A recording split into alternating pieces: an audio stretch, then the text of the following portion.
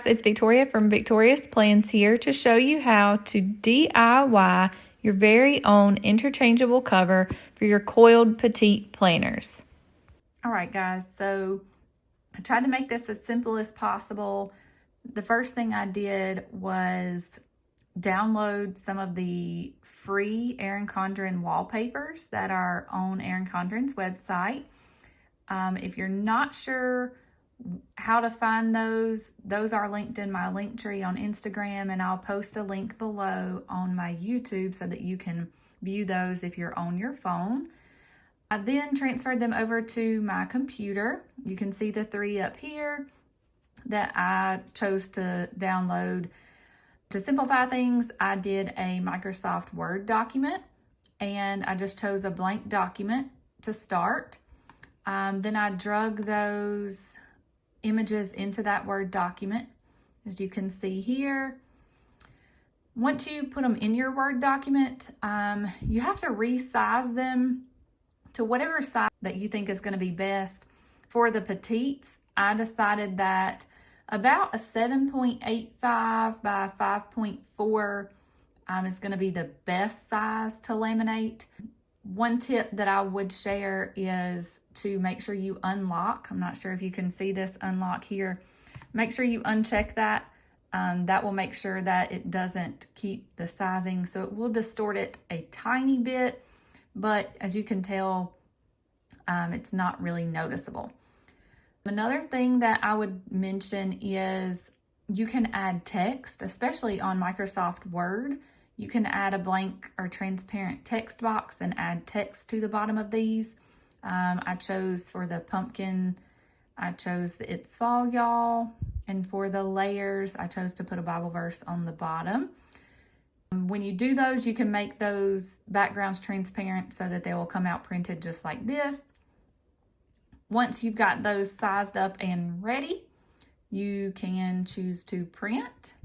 When I print, always choose to do best to make sure that it prints at the best quality. So instead of doing copies and pages, I just make sure to go to the quality and make sure that it always says best there. I know this says plain paper. You can use really any kind of paper. I do not use photo paper just because photo paper does not laminate as well, in my opinion. Once you do that, you can select print. I try to print 2 of each, of course, one for the front and one for the back. Once you have those printed, I'll show you how to get those laminated and how to start. So hold on just a moment. All right, guys, so I forgot to mention what type of paper that I print these on. I choose to print them on the Georgia Pacific Premium Cardstock. It's the 110-pound paper. I think it tends to hold up a little better. So this is the type of cardstock that I use. So once they're printed, this is what they come out like. As you can see, I added the verse to this one. This one will be my back cover. You can use scissors, just regular handy dandy scissors to cut them out. Or if you have a paper slicer, Hobby Lobby sells these. This one is the Hobby Lobby brand Paper Studio. You can use this to trim your edges. This is what I use most of the time just because it's a little bit quicker. So I'll go ahead and trim up. Okay guys, so got those all trimmed up. Here they are. This will be the front and this will be the back that I choose. Just so you guys know, I do use a Duck portable laminator machine. They do not make these anymore. You can find them used on eBay for about $20. I know the newer laminators are much more sophisticated. Not sure how much they are, but this one works just as well. I know everybody was asking what type of laminator I used. It's just a regular Duck one that I've had for over 10 years. Once you have your laminator chosen, they do sell lamination pouches. I know Scotch sells some laminating pouches. Duck sells some as well. These are just the business card size, and then you can buy like a store brand, like Staples sells some hot laminating pouches as well, or you can buy some from Amazon. Amazon is my go-to. I purchased a 100 count pack. This is the kind that I chose. This is a 7mm thickness. They work really well in this particular laminator. This is what the sheet looks like once you take it out. It has an end that's already sealed and then an end that will open. This is the end that we're gonna stick the cover inside. So when you're sticking it inside, you wanna get it close to the end that is sealed, but you also wanna leave a little bit of room so that we can hole punch it for our side to be coiled in. So one big important tip is make sure your laminator is completely heated. I went ahead and started this before my video because it does take a while because it is so old. It takes a while to heat up. Right now my ready light's on, so I'm gonna go ahead and laminate this. You always wanna stick your sealed end in first. So we'll go ahead and get started there. You can see the color difference. This is not sealed. That is heat sealed on that side, so it becomes clear once it goes through the heat. Once that one goes through, and I'll go ahead and laminate my back sheet. All right, so that one's finishing my back cover. This is what it looks like once it is finished. We will trim this up and go ahead and punch holes in both this front and the back here. So we'll go ahead and get these trimmed up and punched, and I'll show you how that goes. All right, guys, so for this part, you're going to need your laminated cover. I used some packing tape. You're gonna need an old EC cover to get your line up for your hole punch. You're going to need your hole punch. This is a 1/8 inch hole punch. These are some Fiskars that I ordered off of Amazon. Not too expensive there. And then I also use a corner rounder. You can get these on Amazon, Hobby Lobby, Walmart. Anybody sells those. Those will round those corners so they're not sharp.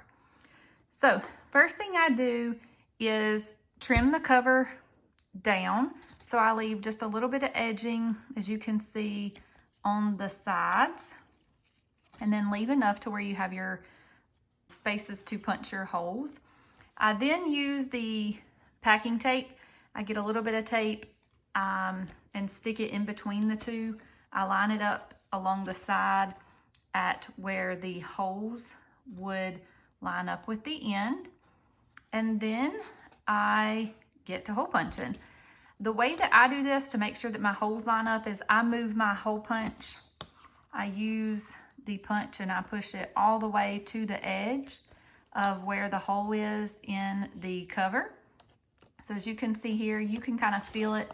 It doesn't go any farther, and that's where I punch, just to make sure that all my holes are in a line. So I'll go ahead and get started there. All right, so once you've got your holes punched, you can go ahead and detach it and peel your tape off. All right, so now you've got your holes punched in your cover. Then you'll take just a regular pair of scissors and snip your holes. Before you put those on your planer, I take my corner punch and I go ahead and round my corners. Just because I don't want my corners to be sharp or to catch onto anything. That way if I throw this in my purse or something, it's not gonna damage anything inside. Oh, that didn't work.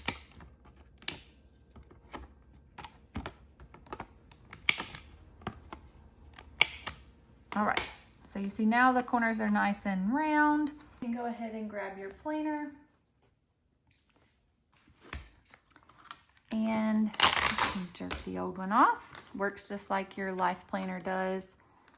The easiest way that I've found for life planners, you put in one side, put in the other, and just kind of slide it in. For the petite, this one is a little bit more difficult because this is not as sturdy of a lamination. So sometimes you have to play around with it. So I'll get this one going and then get the back page going, and I'll show you what it looks like. All right, guys, so there you have it.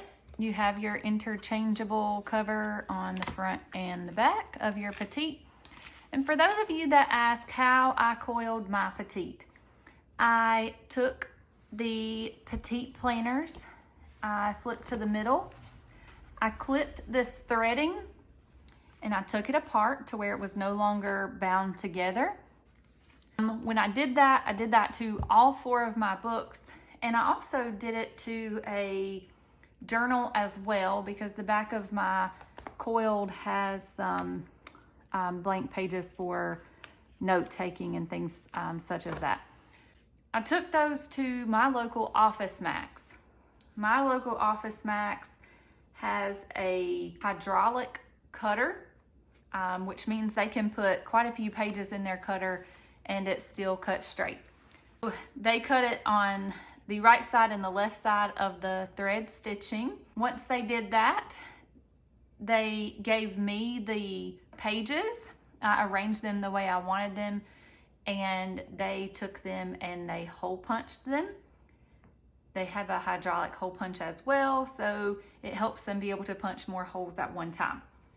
They also coiled it. They have coils at Office Max that they use to coil the planner. The coils that they have will only hold about 3 books, and that's really pushing it. So I ordered a coil off of Etsy from MyPinkTypewriterInk, and I'll link that below in my video. They sell these larger coils. These larger coils are better if you're wanting to put maybe 4 books together. They are larger than EC's 18-month coil. I believe this one is an EC 18-month coil. Currently I have 3 books on this coil, and it still fits pretty nicely. There's still a lot of room. So this is 3 books together. With this coil, 4 books very easily fit on this coil. This coil is a little flimsy compared to the EC coil. So it really depends on your preference and how sturdy you like it and how packed you like your coil. But again, this coil is from MyPinkTypewriterInk on Etsy. They sell all sizes of coils. They go down to a very small size. This is their largest size coil that they offer. And then you can just cut it down to size. So as you can see, you can wind your pages onto that coil if the Office Max coil doesn't work for you or you want a larger coil. Also, just to give you guys a price estimate of how much it was to have coiled at Office Max, I believe it was under $10. Every Office Max kind of charges a little bit differently, unfortunately. Some Office Max charge by the cut. So if they have to open your book and they have to cut it 4 times, once here, and then they have to do it twice because this many pages won't fit in, you may have to pay per cut. So like I said, it depends on what Office Max you take it to and how they charge. Generally, it will be under $10 to have your petites coiled. All right, guys, so there you have it. There are your interchangeable covers and how I got my petite planner coiled. If you have any questions, again, leave me a comment below or message me on Instagram. So thank you guys for watching. I appreciate all of your love and support, and I hope this helped anybody who had questions around those interchangeable DIY covers.